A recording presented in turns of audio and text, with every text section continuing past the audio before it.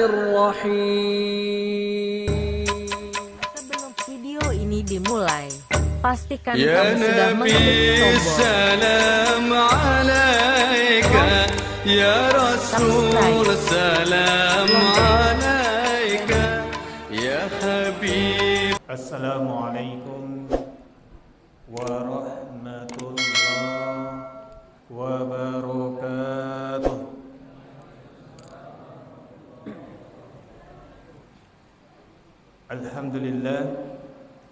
Alhamdulillahilladzi anzala sakinata fi qulubil mu'minin liyazdadu imanan ma'a imanihim. Asyhadu an la ilaha illallah wahdahu la syarika lah wa asyhadu anna Muhammadan abduhu wa rasuluh sallallahu alaihi wasallam la nabiyya ba'da amma ba'du. Faqala Allah ta'ala fi kitabihil karim wa na'udzu billahi minasy syaithanir rajim. Bismillahirrahmanirrahim. Innal ladzina amanu wa 'amilus solihati ulaika hum khairul bariyah.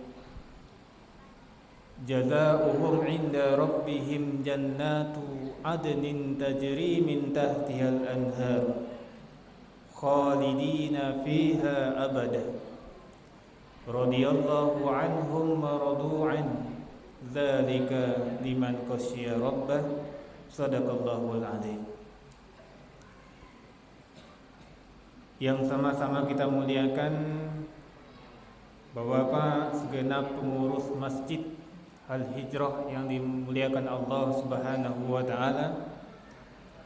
Kemudian para guru-guru, alim ulama yang hadir pada kesempatan ini, mudah-mudahan senantiasa diberkahi Allah taala dan juga teristimewa kepada bapak-bapak, ibu-ibu, segenap jamaah yang hadir. Mudah-mudahan kita semua ini dalam ridho dan naungan Allah Subhanahu wa taala. Amin amin ya rabbal alamin. Bapak-bapak, ibu-ibu yang muliakan Allah Subhanahu wa taala. Pada malam ini, pada Qiyamul Lail ini kita dah memasuki malam yang ke-26 Ramadan bagi kita yang melaksanakan puasa di hari Senin. Namun ini adalah malam yang ganjil, malam yang ke-25 bagi yang melaksanakan puasa pada hari Selasa. Dan sungguh mulia kita hadir kini, bapak, ibu-ibu yang muliakan Allah, karena tak semua orang yang dihadirkan oleh Allah di bulan Ramadan ini. Banyak orang yang dulu menantikan hadir bulan Ramadan, berharap umurnya disampaikan di bulan Ramadan, namun telah dipanggil oleh Allah Subhanahu wa taala. Dan alhamdulillah kita yang kesempatan ini masih diberikan Allah untuk berada di bulan Ramadan. Dan tentu ini adalah kesempatan yang langka bagi orang-orang yang telah mendahului awal. Bagi orang-orang yang telah mendahului awal berarti inilah kesempatan yang langka. Tak semua orang dapat merasakan hadirnya bulan Ramadan. Tak semua orang dapat hidup dan merasakan ibadah di bulan Ramadan. Tetapi mereka yang ingin hadir di bulan Ramadan telah dahulu dipanggil oleh Allah Subhanahu wa taala. Jamaah yang muliakan Allah, ketika orang yang beriman kepada Allah Subhanahu wa taala, kita disuruh untuk tunduk dan taat terhadap syariat yang telah diturunkan Allah kepada awak. Di mana Allah yang menciptakan awak, tujuan kita untuk beribadah kepada Allah Subhanahu wa taala, dan ibadah itulah yang akan menentukan awak tampaknya di surga atau neraka. Jadi tidak mencari titel, gelar awak dan sebagainya, tetapi yang dicari di Allah Subhanahu wa taala itu sejauh mana tingkat ketakwaan kita kepada Allah Subhanahu wa taala. Tentu lebih rancak, lebih bagus titelnya, lebih bagus gelar akademiknya, gelar adat dan sebagainya, masuk surga dengan ketakwaan. Namun alangkah ruginya ketika dipandang baik, dipandang tinggi, dipandang berilmu oleh orang-orang, namun termasuk ke dalam penghuni neraka. Lantaran kenapa? Lantaran karena kelalaian dan kesombongan kepada Allah Subhanahu wa taala. Di dalam surah Al-Bayyinah Allah memberikan gambaran kepada kita, yakni adalah orang yang beriman dan beramal soleh itu diberikan tempat yang mulia oleh Allah dan diberikan predikat yang mulia, yaitu ulaika hum khairul bariyah. Jadi Allah memberikan gelar bagi awak ibu-ibu yang muliakan Allah adalah khairul bariyah ketika kita melaksanakan amanu wa amilus solihat. Sama-sama kita ketahui Bapak yang muliakan Allah, guru-guru hamba yang muliakan Allah Subhanahu wa taala. Orang yang beriman kepada Allah Subhanahu wa taala walaupun tidak pernah melaksanakan ibadah kepada Allah dijamin masuk surga. Hanya bermodalkan iman saja surga lah ada di dalam tangannya. Allah dijamin oleh Allah surga karena bermodalkan iman. Namun dengan modal iman ini belum cukup bagi kita untuk bisa masuk surga secara langsung kepada Allah Subhanahu wa taala. Kalau hanya kita modal iman, modal yakin bahwa Allah yang menciptakan kita, Nabi Muhammad adalah utusan Allah untuk kita. Kalau dengan modal itu yakin kita masuk surga, tapi alun dipastikan langsung kita masuk. Karena syarat yang kedua adalah amilus solihat, orang yang beramal soleh. Makanya ibu-ibu yang muliakan Allah, orang yang beramal soleh itu dipastikan tingkat keimanannya begitu bagus, tinggi kepada Allah Subhanahu wa taala. Karena awak melaksanakan ibadah kok dan segala yang diperintahkan oleh Allah untuk awak kerajuan itu semata-mata hanya bermodalkan dorongan dari keimanan awak. Awak beriman kepada Allah Ta'ala, berarti awak berkewajiban untuk tunduk dan patuh kepada Allah Subhanahu wa Ta'ala. Makanya kalau kita beriman kepada Allah, apa yang diperintahkan Allah, maka itu yang kita taati. Apa yang dilarang oleh Allah kepada kita, itu yang kita jauhkan dari diri kita. Sehingga itulah orang yang beriman sejatinya kepada Allah Subhanahu wa taala. Inyo yakin indah ada yang mampu menciptakan alam semesta itu. Ada alam semesta, ada kehidupan, ada binatang dalamnya, ada pepohonan, gunung-gunung, lautan dan sebagainya. Semuanya kok tersusun dengan rapi, tercipta dengan rapi. Manusia diciptakan oleh Allah dengan fisik yang sangat rapi. Coba kalau awak diciptakan oleh Allah, ibu-ibu yang muliakan Allah, punya mata tapi tidak punya hidung, tentu tidak bagus nampaknya bagi kita. Atau kita punya wajah tapi tidak punya mulut, tentu tidak bagus dalam pandangan kita. Atau kita punya mata, punya hidung, punya mulut tapi tidak punya telinga, tentu tidak pula sempurna kalau dalam pencarian awak. Tapi Allah memberikan kepada awak sesuatu yang tidak pernah awak minta, bu. Kan awak dulu tidak pernah minta kepada Allah, ya Allah berikan ambo mata, ya Allah berikan ambo telinga, ya Allah berikan ambo hidung. Tidak pernah kita minta kepada Allah Ta'ala. Tetapi Allah memberikan sesuatu yang tidak kita minta. Yang tidak kita minta saja Allah kasih. Apalagi kalau kita meminta kepada Allah Subhanahu wa taala. Jadi kalau kita minta kepada Allah Subhanahu wa taala, maka insya Allah Allah akan mengabulkan permintaan kita itu.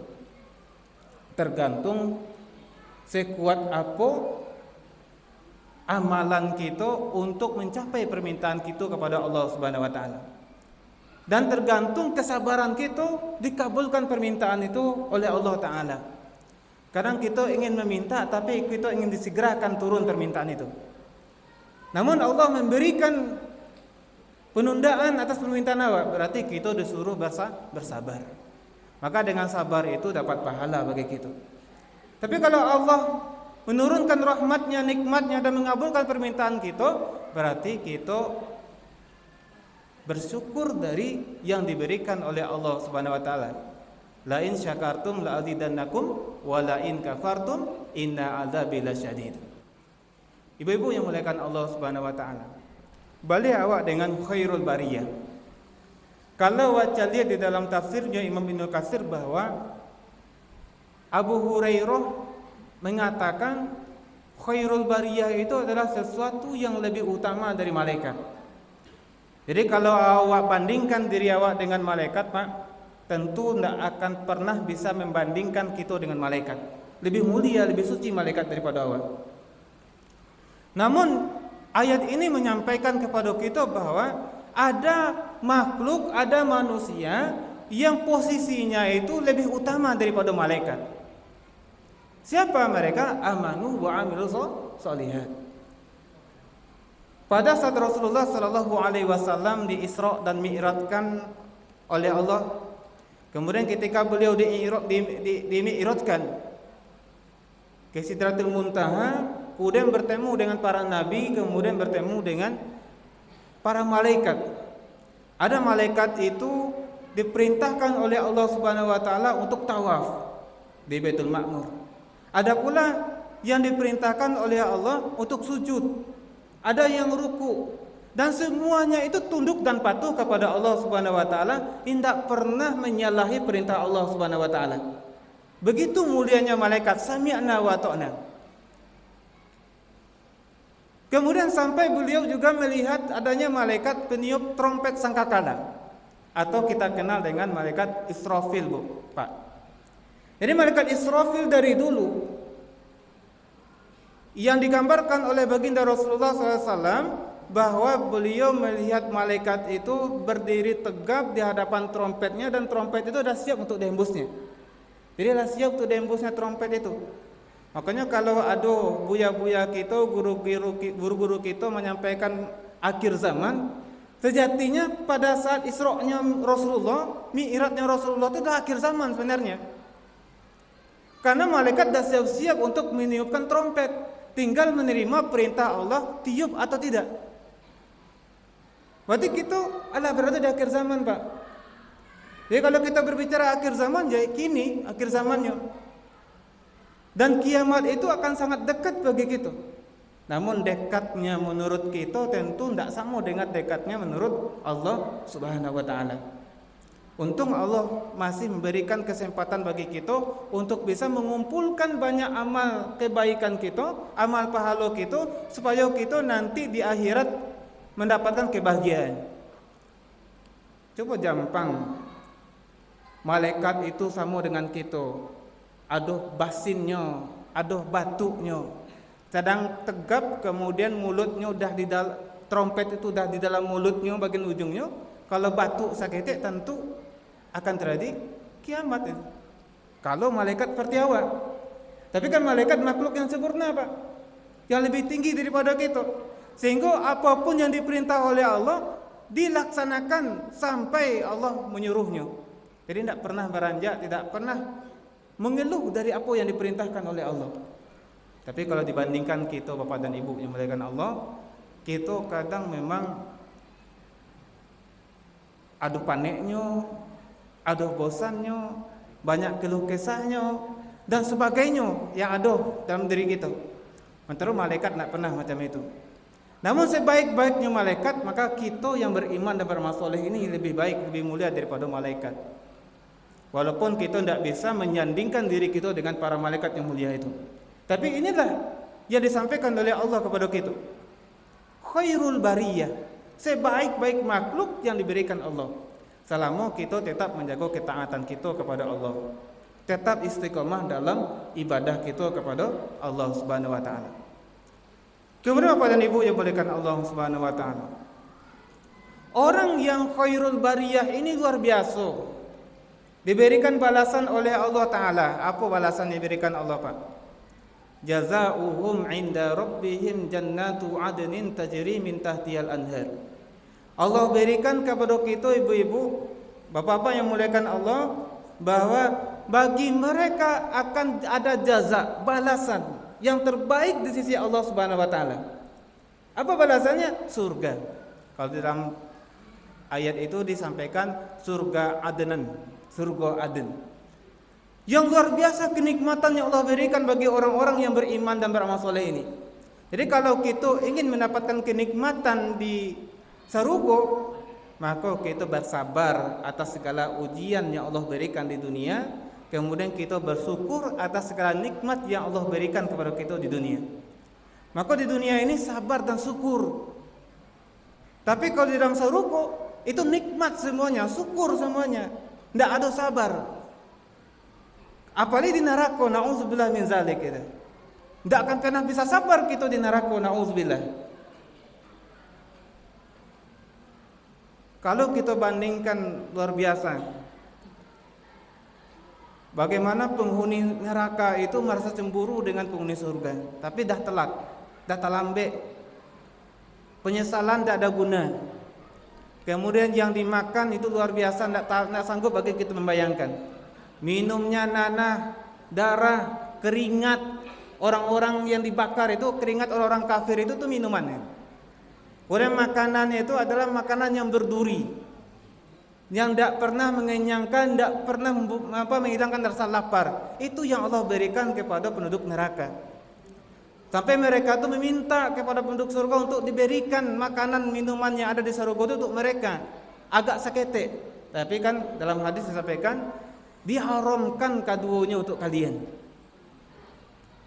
Sehingga kalau kita pilih-pilih, sakit-sakit kita, banyak ujian kita di dunia kok, maka lebih mendingan daripada kita menyasar nanti diberikan azab yang pedih yang Allah berikan di dalam neraka.